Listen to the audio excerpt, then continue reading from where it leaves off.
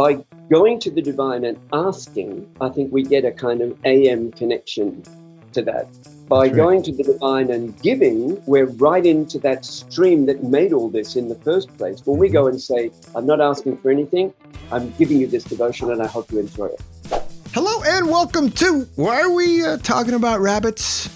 Rabbits, that stuff on the internet that reproduces a lot, and maybe it's probably just not that interesting. Let's go a little deeper.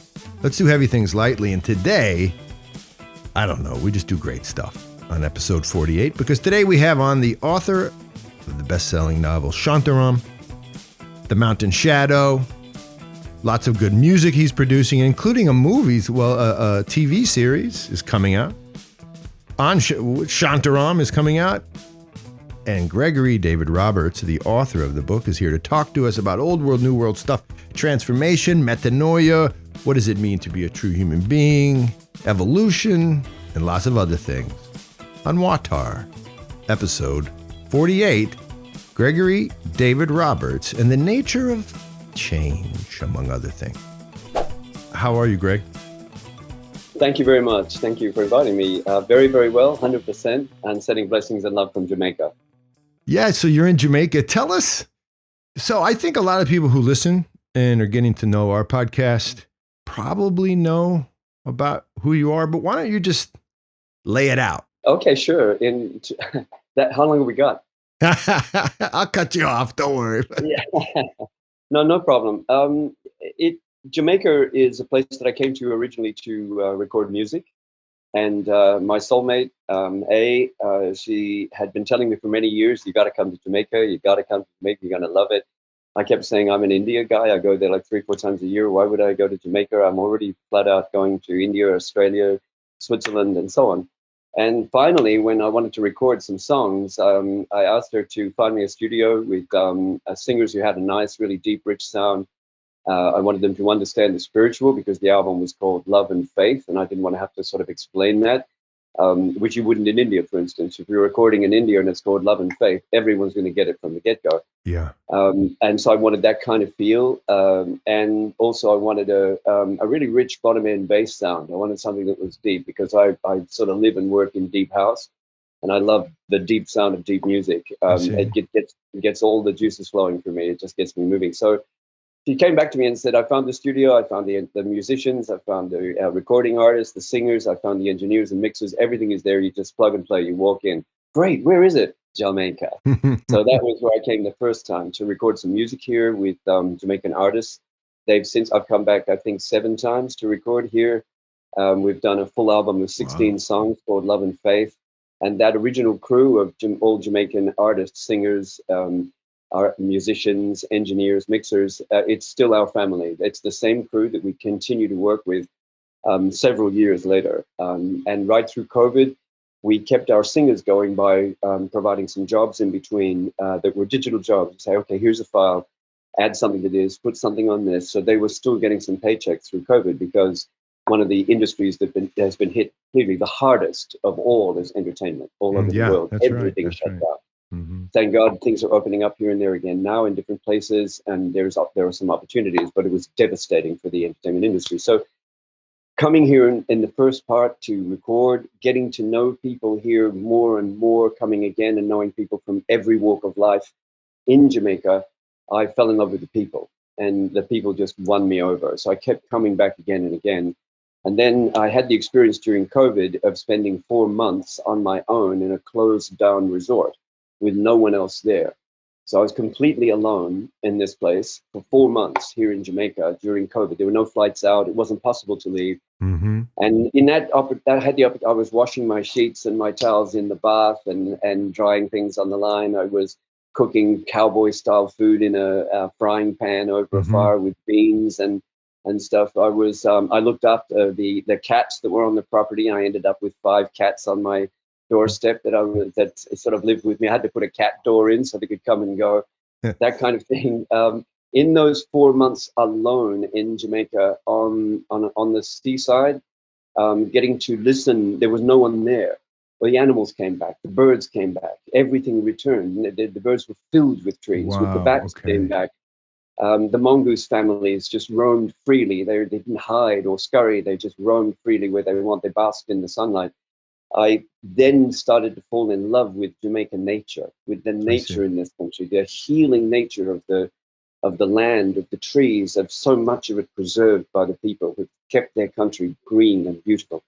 So at first I fell in love with the people, and then I fell in love with the country when I had 4 months alone here. It was a tremendous time. It was a gift from the universe at a time of tragedy and transformation with COVID. I lost friends, so many people did, all over the world, horrifying tragedy.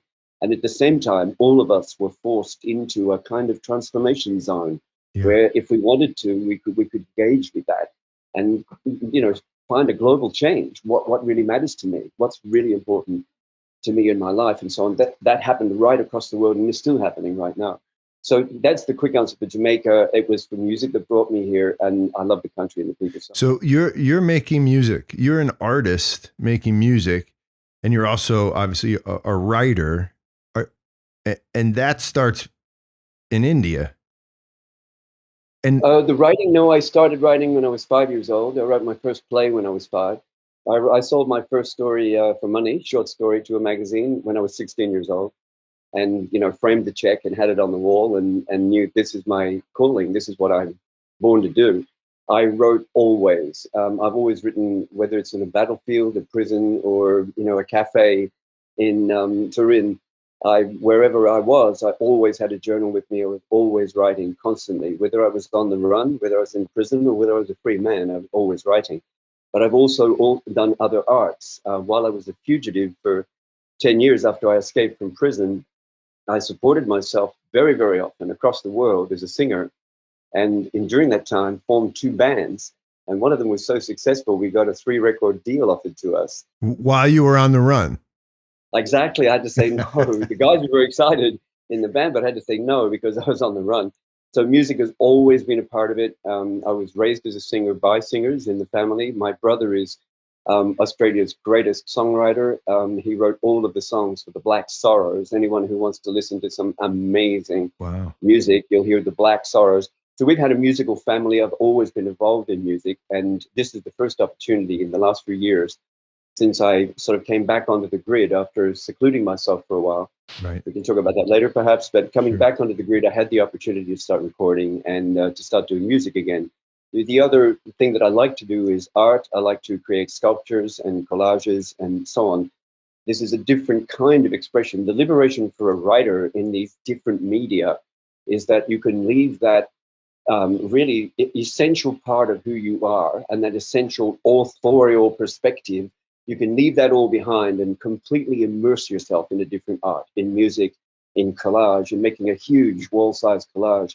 This takes months of work, and each time you do that, it's a refuge from writing, so to speak. When you go into the music, this is also its own kind of refuge, because what it requires to write a novel and to work in that writing zone is completely different to what it takes to immerse yourself in music or in the creation of art.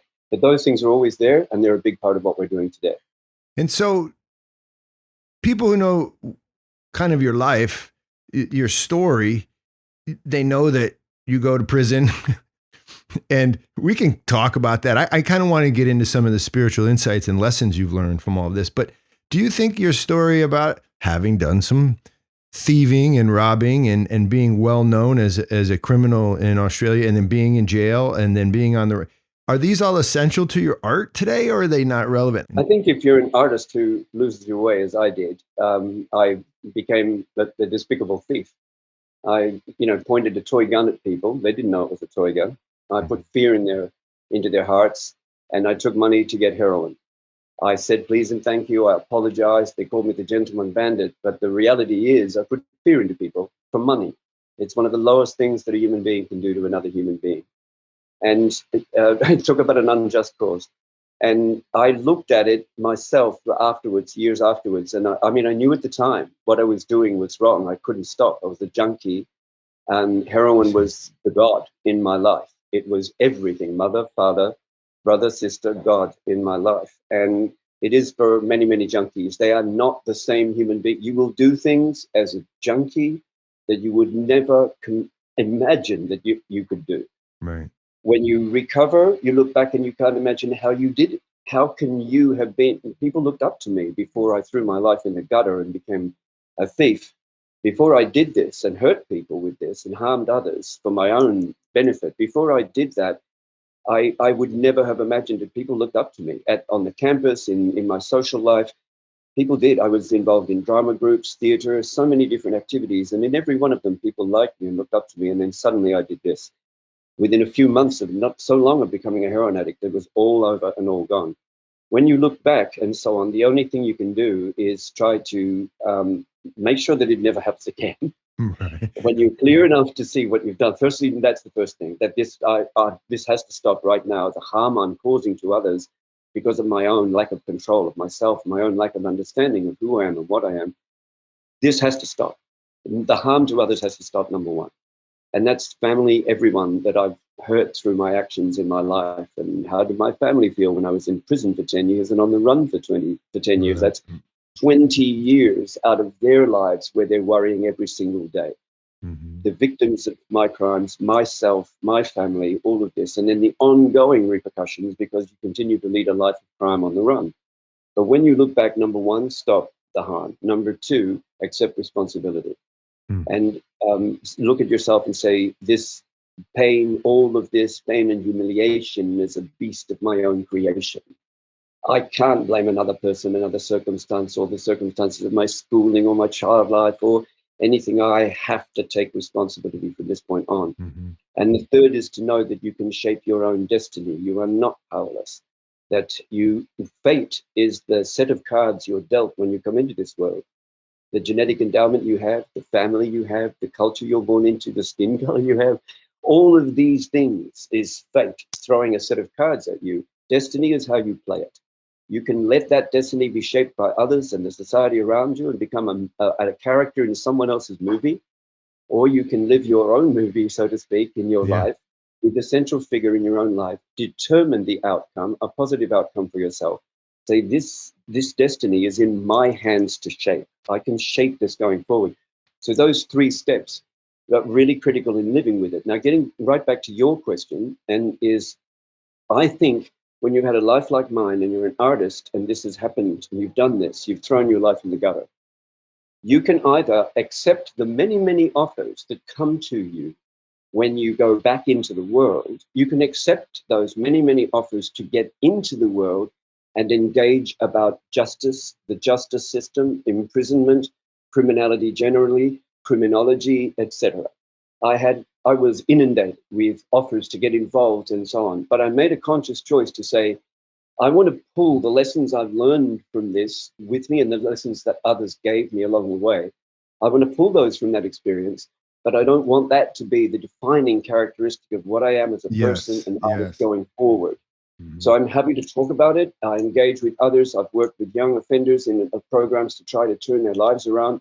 I've worked with lots of other young people who are right on the borderline and so on, and trying to pull them back from that and give them an alternative by saying, this is how messed up it can be. Look, how much of my life I lost, how many people I harmed.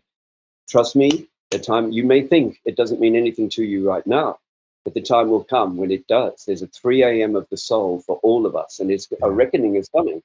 And you'll be alone when that happens, and your skin will light up, the hairs will stand up, you'll have goosebumps thinking about the harm you've done to others. Because that debt cannot be replaced. So this is a choice I made to go forward as an artist, to inform myself with lessons, but not to make that a consistent and continuous part of my output as an artist.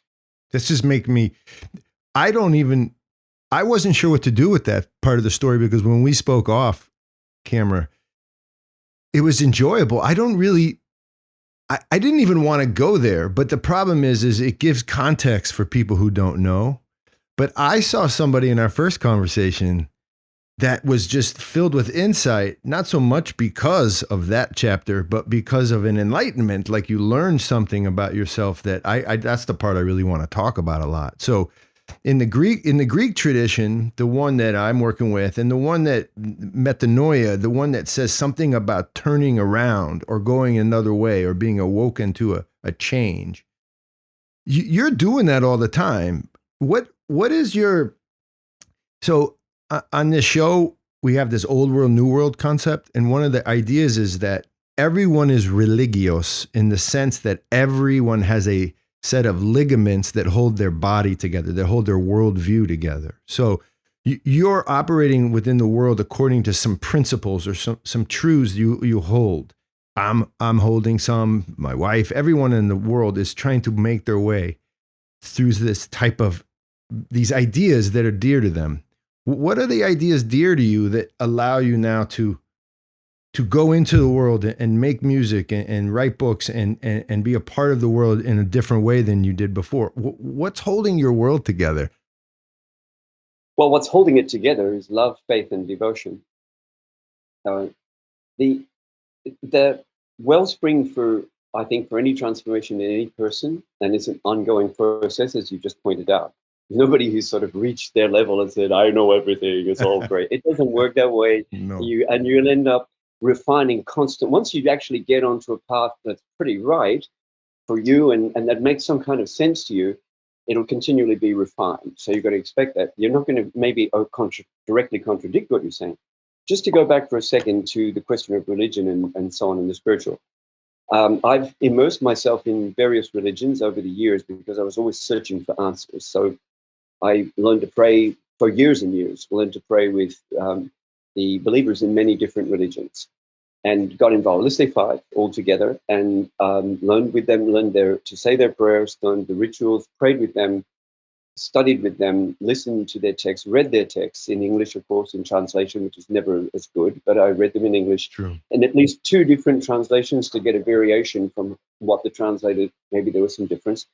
So I read the holy books and I studied and I went with them, but I never found myself connected enough to any religion to join it. I'm maybe just a natural born anarchist, I don't know, but I never joined a gang in prison. Is that right? Is that right? You're not a joiner. No, okay. No. So it's just not my thing really, I guess. But with the religions, that I think there are some distinctions to make. Firstly, so I've immersed myself in them. I respect them. I know that there is everywhere I went, in every religion I looked at and studied, I found so many sincere people, tremendously sincere, tremendously authentic, and they wanted me to join them in their sincerity and sure. their joy, and if you know what I mean. So I would never say anything against religion. I just want to make this clear. But I'm not personally a religious person. I don't belong to any religion.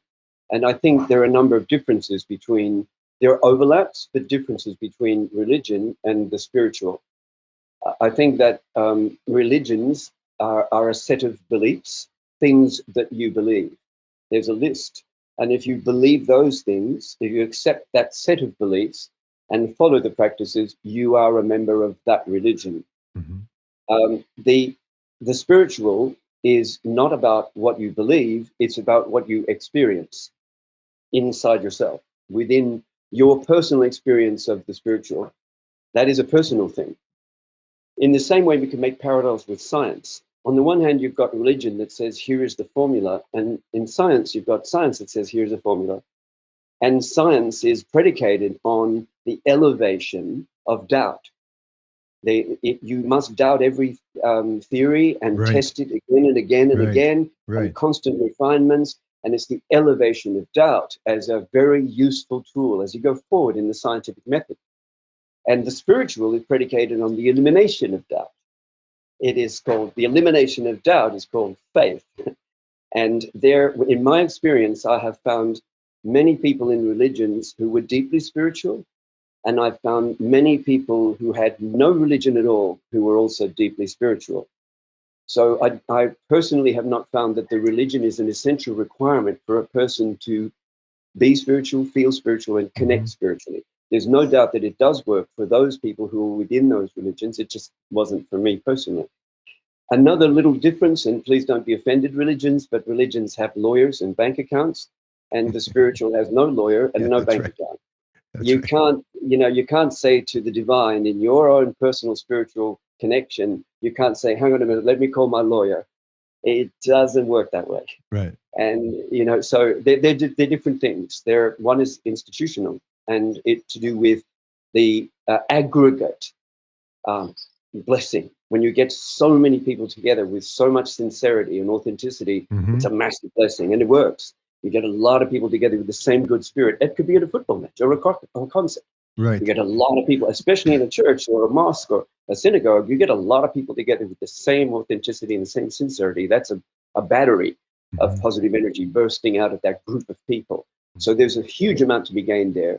But also, for me, the spiritual is an intensely individual, personal experience, and it can't be duplicated.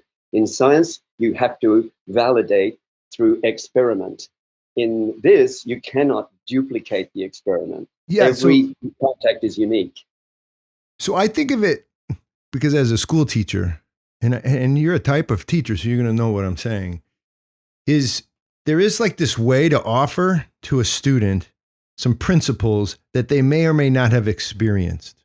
Integrity may be something that they're learning about. And so I say, this is good, but it really won't matter until they've actually experienced a moment where they were not integral, where they didn't have integrity. And then as they progress, it's like a monk in the Hindu tradition or the Orthodox Christian tradition, that what they've gone to do is actuate all the principles. They've gone and tried to strip themselves on a continuum of having learned about them in my mind, and now I'm going to experience them in my body and in my very soul. And so I see it as a continuum where the spiritual elders are actually now living the thing that maybe me way back in Babytown is just learning about through a kind of intellectual principle. And the principle becomes praxis. Right, you've got a Hindu walking around, like you said, a lawyer who's going to the bank. But then right next to him, he passes a Hindu or someone who identifies with that tradition who's without owning anything and sitting on the street in a spiritual state, but they're both Hindus or they're both Orthodox Christians or they're both whatever. I'm interested, do you see it as are you growing towards something? Because for me, you have to start, like the tradition has been handed to me for a reason. Like I want to grab onto something as a learner. And then that thing propels me past the principle into the praxis. Is that a wacky concept to you? Is it making sense? It makes sense. It's just that I probably find some confusion with the word tradition in this sense. I'm not sure that tradition and religion are interchangeable. I think there's probably two different things. I see. And religions are orthodoxies, and traditions are cultural expressions over time.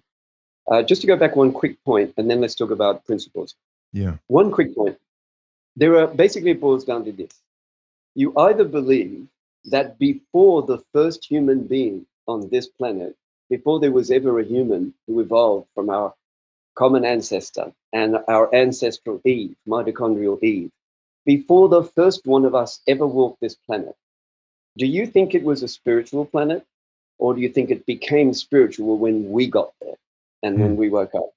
Now, I think it was always a spiritual planet. Yeah. I think the spiritual has always been here. And I think that we connect with it. We are creatures of this planet, and we are creatures who can connect with the spiritual. And I think for most of our history, we did. We've tended to cut ourselves off from the spiritual nature of the world around us. And many, many cultures are telling us this. I see. This is a big problem. So just to go on to principles, if I can do this really quickly, because we don't have a huge amount of time, and I think the question you raised is hugely important. Okay. For me, it helps. And once again, I'm not a teacher, I'm the eternal student. I see.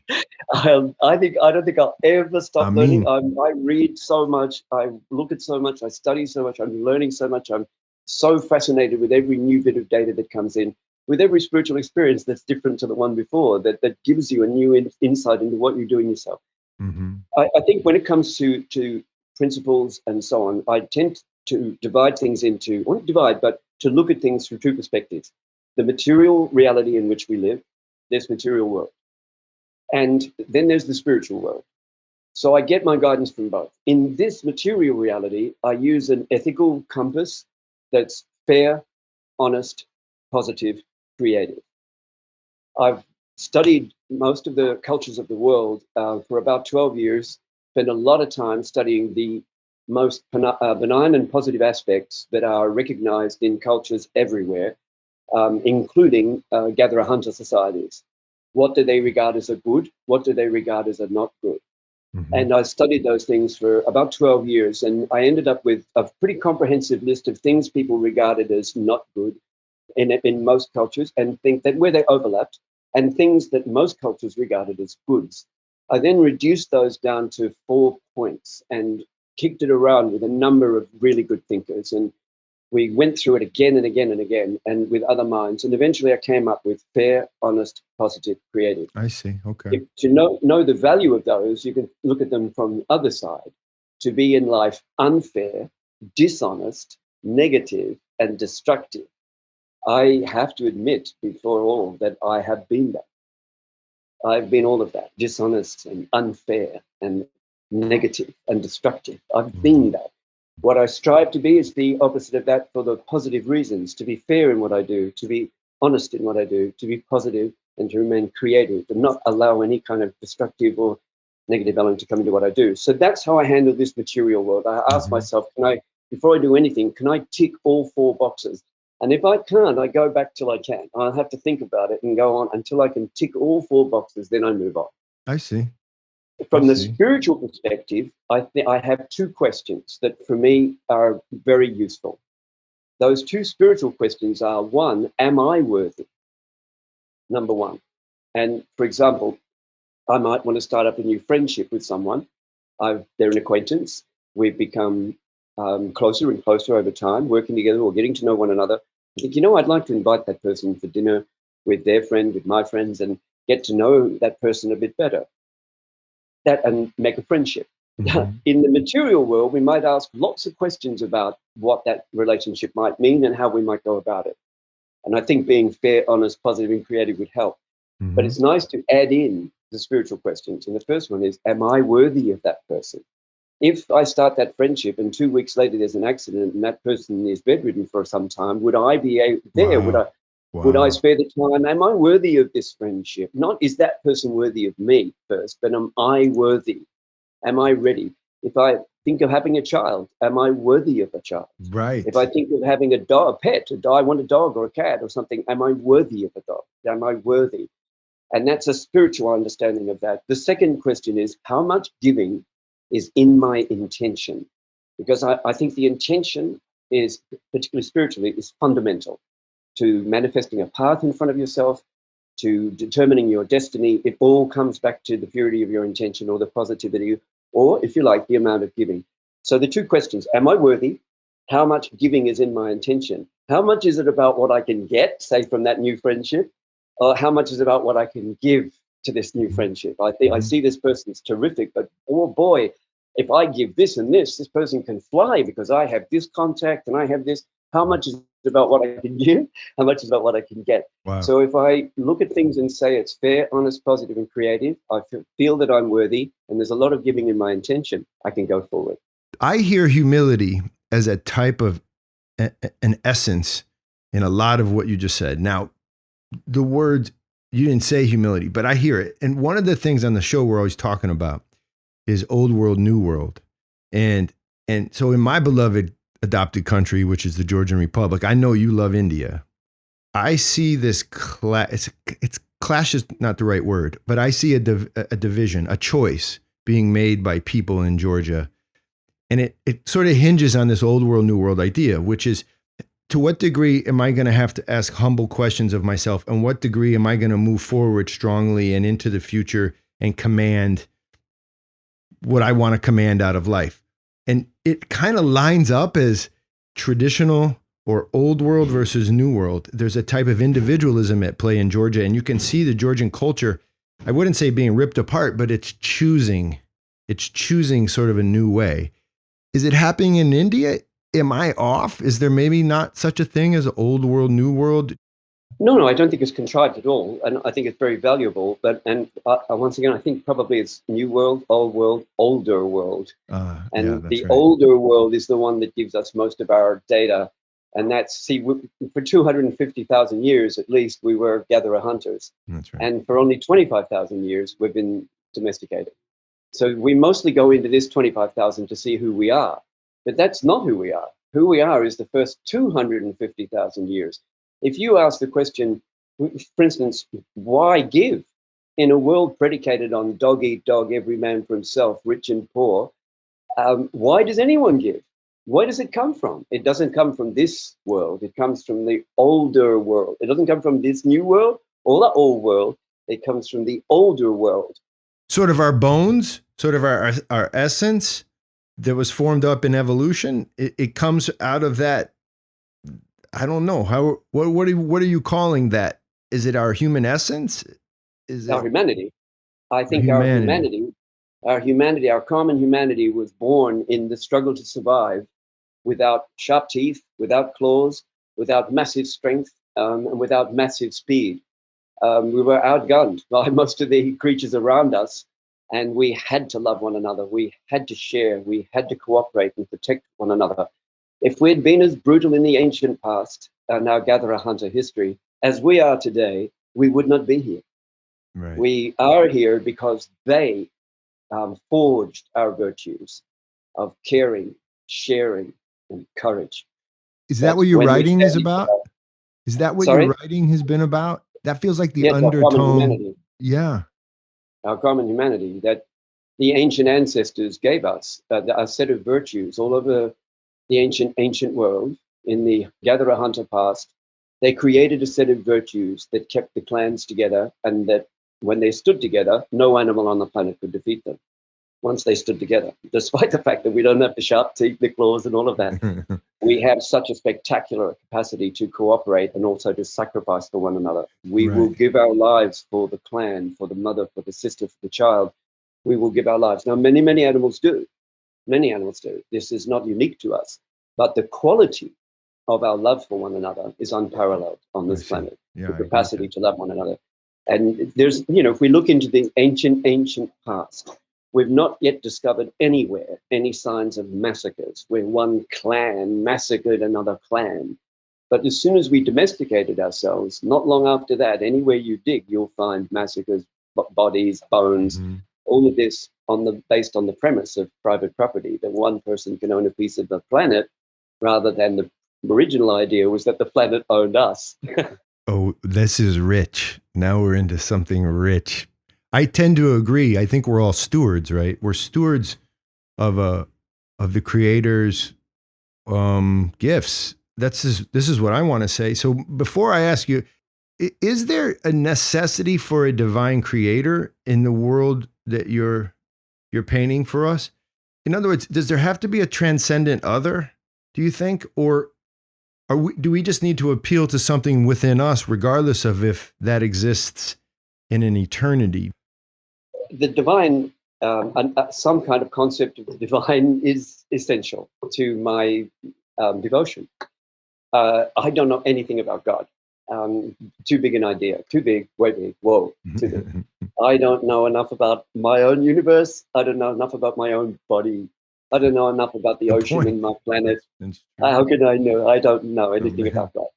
But I think it doesn't make any sense to take an atheistic position, given the metaphysical nature of light. A photon of light has both physical properties. It can bounce off a mirror, and we can magnify it with a magnifying glass. It's really there. It has physical properties.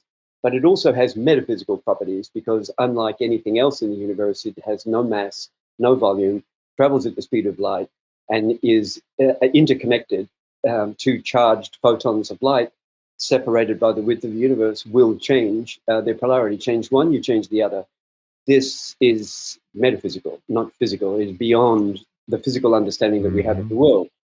So if there's even one thing in the universe that has some metaphysical, beyond physical properties, like it doesn't weigh anything, it has no volume, it's traveling at the speed of light, so it's outside the flow of time as we know it, and so on, and it is connected across the universe, and any two photons, and so on. So this pairing capacity and other things in it, these are metaphysical properties. Yeah. For me, it doesn't make any sense to deny the metaphysical altogether, when the most fundamental unit in the universe, the photon of light, because nothing happens without an exchange of photons of light. Nothing. So if this fundamental thing is slightly metaphysical in some ways, it doesn't make sense to deny the metaphysical altogether. So for me, I accept it. Also, I look into the quantum. And I see there that there is a completely different understanding of what's going on here in this material reality. That's right. And that allows me to think there may be a quantum understanding of this, a material understanding, and then a spiritual understanding. That there may be layers of understanding of what's going on. Right. And predicated on that, I engaged, took the leap of faith. And for me now, of concept that there is a first cause of all of this that made this infinite creation machine of a multiverse of multiverses, and so on, that just goes on forever from the creative mind of God. I don't know. To think that there is a first cause is fundamental. I'm trying to connect. I don't know that I can ever connect with anything that vast, but I do believe I can connect with the spiritual element that's in this world that is a part of the expression of that divine. Yeah. This is the kind of stuff. So what happened to us, what happened to me is we went through this process of trying to figure out the best way to sort of serve. I had experiences overseas. People who listen to the podcast know I was in Peace Corps, yada, yada. We started First Things. And basically what happened is we saw that the reason that anything good happened is because we were broken down through what I think you and I talked about as sacred giving or sacrifice. Our volunteers get broken down to a point where they can see. Well, guess what? During that time period, I picked up your book at an airport with a buddy of mine. He said, "You got to read this, Shantaram." I just was on a long flight. And then something happened. I got dragged in. And of course it's well written, and of course it's a beautiful book. And you know, I'm an author too, and I saw what you're doing, and it's just fantastic. But what happened was one scene captivated me to the point where now we share. If you come sign on to go serve for 2 years with us, we give you Shantaram, among other stuff. We do some Dostoevsky too. And here's Shantaram. And then someone's saying, wait a minute, what's this got to do with anything? But they love the book. But there's the scene when Lin Baba finds himself stuck with more or less nothing to do but sit in the ghetto, and then people start to come to him for help. And the only reason they can come to him for help is because he's there. And he becomes a doctor, right? And Lim Baba is the icon of the image that we're trying to give to people, which is to say, calm down. Don't show up with your plans, especially your plans for people you don't know. Think about the arrogance in this. And just listen, and they'll tell you what to do. And so your book became mandatory reading for our guys, in part because of that beauty. So let me just say thank you. But also, must we suffer to serve on some level? Is that a thing? I mean, it happened in Shantaram. I've got to read your second book, forgive me. I'm working on it. But do we suffer to serve? Are they connected? It depends what we mean by suffering, of course. But no, I don't think suffering is a requirement for service. Maybe some hardship in service, no doubt. But there's also many rewards. But suffering takes it to a different level. Suffering can take you to sacrifice, and sacrifice can take you to penance. Which is a continual sacrifice, where that sacrifice is a part of your way of life, as it is with the monk you mentioned, for instance. That's where sacrifice becomes penance. Years and years and years of this. It's not just I'm going to dip in and do it and come back after a ceremony over there, and so on. That's when sacrifice becomes penance. I think also, just to go back one step, what we're talking about here is, sacred giving, so to speak, or sacred doing, sacred making. It's not necessarily just giving. Sacrifice is also sacred making and sacred doing, and so on. What is the element that makes it sacrifice other than service, when a small amount of it is sacred? So you just say, I'm going to clean up this beach, and 10% of it, you just say a bit of this is for you too. This is for you too. I hope you enjoy while I do this, because then you're going to do a new song. Every time we start as a group of musicians and singers. We get together, we hold hands, or maybe now we have to preserve our social distancing, but we get together, we connect, and we make ourselves fully aware that a little part of what we're doing, a part of what we're doing is for the world. We want people to enjoy, we want them to experience an entertainment that we've created for them, but a part of it is for something bigger than ourselves, and we make that clear from the beginning. And that then becomes sacrifice, not capital S sacrifice, as a soldier gives their life or their limb for their fellow soldiers, for their country, for their people. This is massive, massive. And every single time, everywhere we support veterans everywhere. The more you believe in peace, the more we have to support veterans. I just want to get that out there. We just have to. This is what has happened to them. If you want to see sacrifice, go there.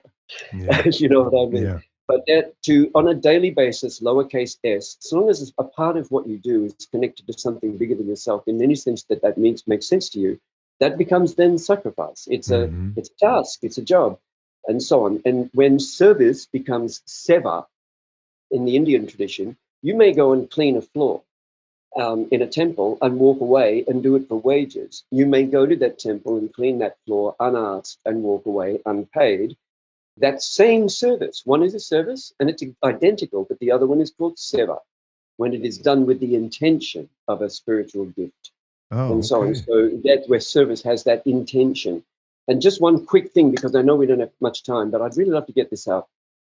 For me, the logical step as a rational thinker, as somebody who checked so many boxes with regard to philosophy, religion, theology, to make a leap of faith myself as a rational thinker, one of the things that made sense to me, and please don't be offended, religious people, whatever you believe. Don't worry. One of the things that made sense to me was that I couldn't see a logic for a God that takes or destroys. If there is such a thing as a divine, the divine by definition does everything perfectly. So in that case, if it was within the logical remit of divineness for the divine to take, the divine would take perfectly and there'd be nothing.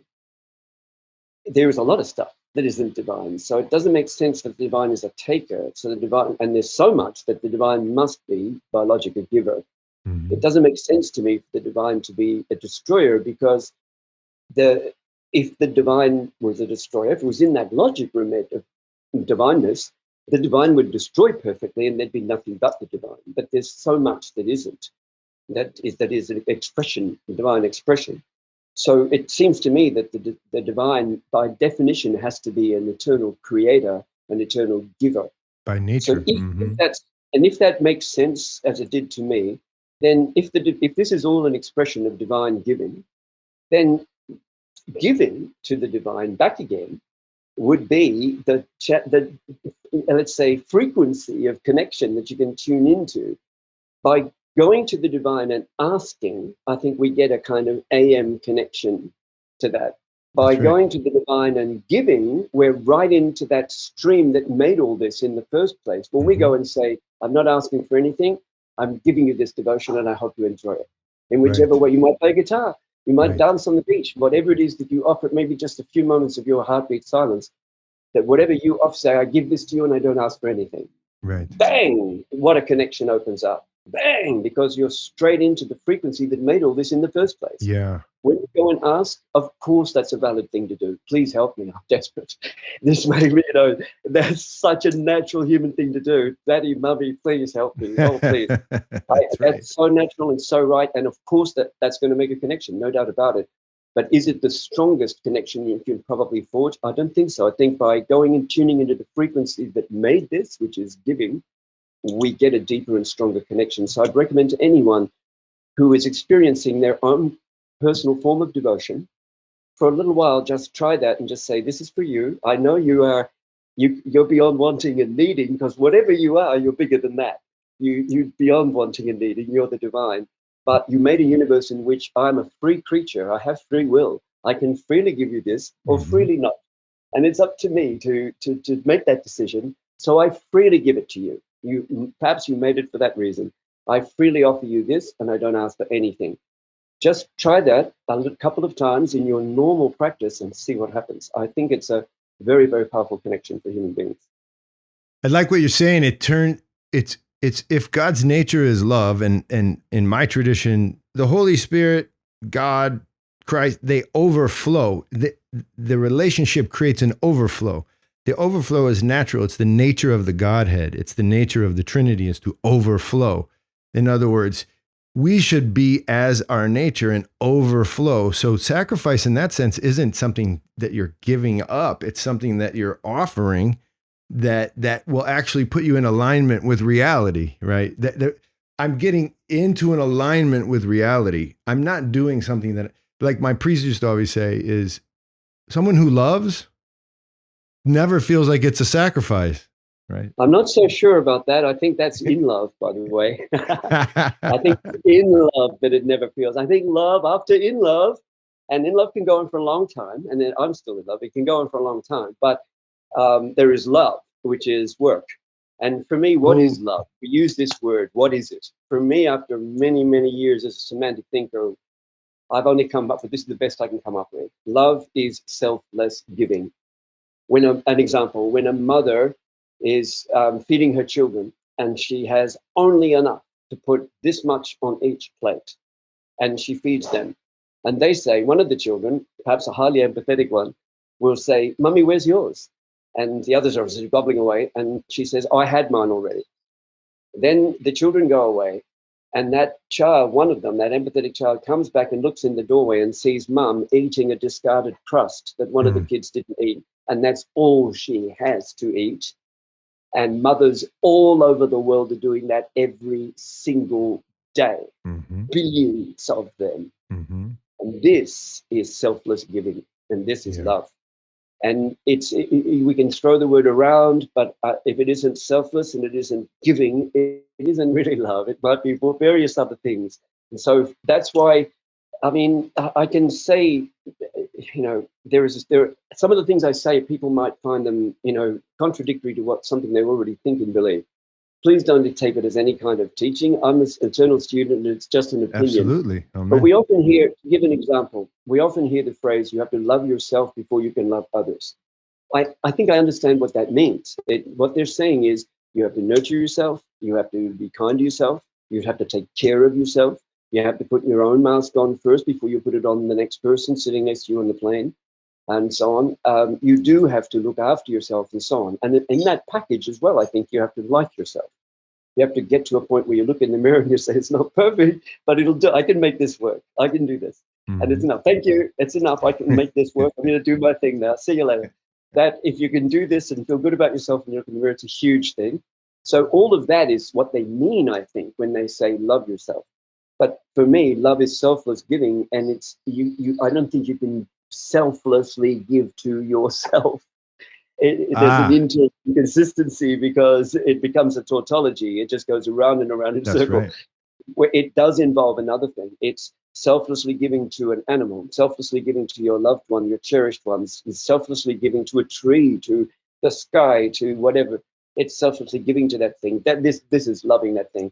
Yeah. And I think it involves something else, in other words, other than just yourself. If you look in the mirror and say, "I love you," there's probably, you might have gone a tad too far. Yes. Yes. Well, I like what you said. It might not be possible. It might not be possible because you're meant to give to the other. That's the only way to have full realization of love is that there's another. Yeah, I get that. I think that mirror check is, I can make this work. This is good. You're ready to give love. Yeah, you're ready to give of yourself. Well, we're trying to do this stuff with our work that led us to you, and you were kind enough to come on here. Will you tell folks, because there are a lot of people that are going to say, "Oh, that's the guy that wrote Shantaram," and they're going to come, and you know, Americans want to be in touch with this great book and your work and your music. What's going on? What are you getting ready to do now with your artistic life? I know that there's an album you're putting out. I know that there's a movie being made. Will you just share some of that with us before we're finished? It's a TV series, actually, with Charlie Hunnam in the lead role of Shantaram. He's a wonderful, wonderful guy. Would be a terrific guest on your show.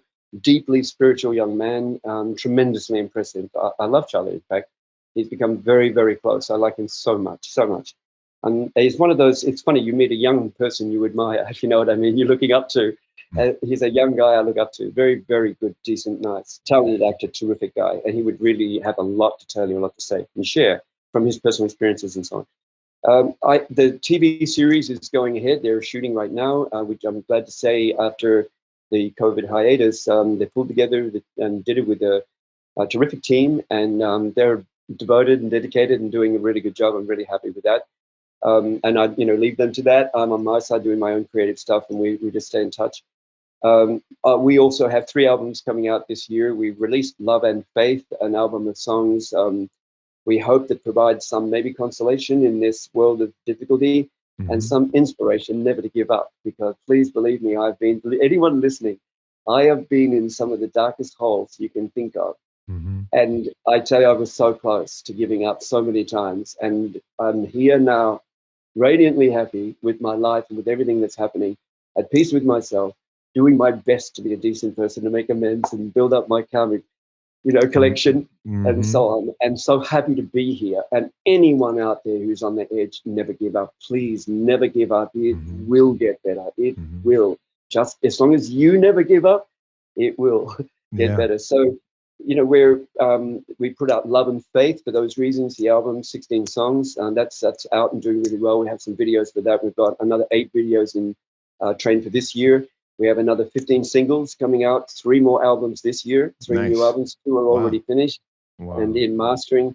We have so much else as well. The book, The Spiritual Path, will come out in September. And that's just a little book about what it meant what I had to do to get myself ready to take the leap of faith. And then what happened when I did, and what happened in some years of devotion, in 5 years of immersion in this experience. In a little book about this that might provide some people with some things that they may find useful in their own spiritual path journey. That's coming out in September. It's already available in ebook. People can check that out. That's already there. We're also bringing out 3 other books this year, which are love stories, just basically escapist love, to take people into 3 love stories across different spans of time and so on. So we're bringing those out. Is that right? This year. Yes. By your hand. Of course. Yes. Yeah. Oh, I can't wait. Thank you. The series is called Soul of My Soul. And there are 3 love stories. I think in this time of suffering and everything else, I didn't want to bring out 3 books that are about madness and war and crime. Good for you. I wanted to bring out love stories that are as pure escapism. Go in there, live into a different world, and come back out again.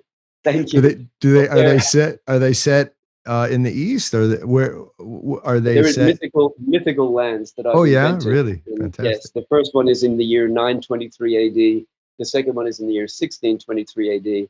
And the third one is in the future, 2323 AD. Oh, man. So these are pure escapist love stories that I hope give people some joy and some escape from the madness that's around us at the moment. Great. I'll put all these links, and people want to click, they can go into your website and find out all of this good stuff.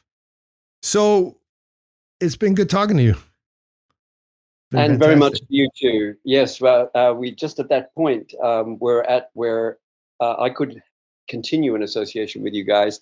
I'd really like to let us big you up on our social media and so on, and let everyone we know about what you're doing. I've been an analyst for a long time. People don't know that necessarily, but I've been hired by different groups to analyze data, especially by NGOs and so on, to look at their data sets, analyze it, and give them back a report. Many, many times I've seen a top-down approach where people are very well-meaning, but they're bringing in this heavy-handed top-down approach, like, we got the answers, we're coming in to tell you what to do and how to do it. And it may well be that they have skills that the people they're ostensibly helping don't have. But again and again, I've tried to advise people, start from the ground up, get in there and live in that community, ask people to accept you, go into that community humbly, do the most humble kind of work you can do, and learn and listen, learn and listen, learn and listen. Because this is not just how you can then serve that community to the best of your potential and help them to fulfill themselves to the best of their potential, but it also is developing you as a human being. You are learning this. You can sit there and study anthropology for 2 years and learn brilliant things about our human nature and what we have in common and what we don't. Those kinds of things. But this is anthropology, sociology, psychology at every level of this immersive experience that you're talking about. It's so brilliant as a rounding out of a human being. And for people to go into it with a good intention, it's just amazing, because what they get out of it is a huge blessing. Many of them will not even know the capacity and power of their own intention to form the path in front of them, to manifest the path and to manifest the things that are going to appear on that path. Many won't even know that.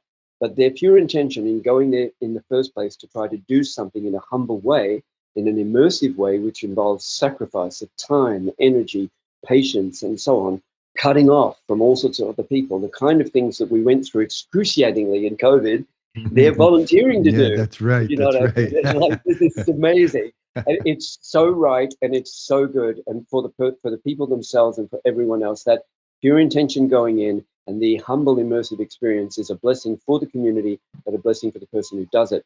There's a line that I've used before. It's honor is the art of being humble. If I had been humble in my life, I would never have committed the crimes I have. Humility, genuine humility, would have stopped me. And that would have been the essence of what did I discard when I committed those crimes? I discarded my honor as a human being. I sacrificed my humility on the altar of my own ego. And to quench my own thirst at that time, I became arrogant, which is what it is when you stand in front of a person and demand money. And it's the supreme frightening form of arrogance. So what you're doing is practicing the honor, which is the art of being humble. And I love it. It's terrific what you guys. Thank you so much for inviting me into this podcast. I've enjoyed it tremendously. If it shows up on our website, The Art of Being Humble, don't be mad at me. That's beautiful. It's fantastic. It's fantastic. Yeah, you get what we're doing, and it's a blessing that to have you on here. So I'll be in touch. And Greg, really, it was just a joy. Thank you, brother. And you know, if you're American listeners, speaking as someone who's never even been to the United States of America, but has grown up his entire life with American culture in Australia. As a kid, we got more American culture than we did Australian culture as a child growing up. We simply did. Yeah. And we were like a colony of the United States of America in a strange kind of way, culturally, a cultural outpost. And for me, as an outsider, America is bigger than any idea anyone puts on it. It's a huge idea. Right. It's a vast idea, and it's still a very young country, and it's becoming and becoming and becoming. And we ask ourselves, what would the world be without America? Not so much what is wrong with America and all that. Yes, that's true. But what would the world be without America? And what a reach culturally, intellectually, artistically, creatively, this amazing reach, this crucible of beautiful creativity and so on. It's a bigger idea than any idea that anyone wants to impose on it. And I have faith in the American people. God bless you all. Yeah. Thank you, Greg. Thank you. Okay. Until next time, this is episode 48. What a nice day. God bless. Take care. That was Gregory David Roberts. GDR to you, Sheni's Gagi Marjos. That means, well, it means to you the victory. That was a great conversation. I'm very glad we had it. There are a million things to discuss, as always, on this show. But for right now, that's our pod. Gagi Marjos to you, Greg. Gagi Marjos to all the artists out there. Gagi Marjos to Andrew Schwark and Daniel Paternos, who produced this. Hi, guys. Our pod is brought to you by First Things Foundation. That's us. That's a nonprofit. We live and work in some of the world's toughest neighborhoods, where we immerse for 2 years and really just try to spend our lives becoming, well, shall we say, whole. And in so doing, we try to produce really cool projects that are grounded in the local cultures, local customs, and the local people, their ideas. First Things Foundation. Check us out online, say thumbs up to stuff, click on stuff, do stuff that makes us known. Because what we're trying to do is just reach out, create awareness, and of course, resources for our work. This is WAWTAR. That was Gregory David Roberts. Peace out. Nakvam dis. Hasta luego.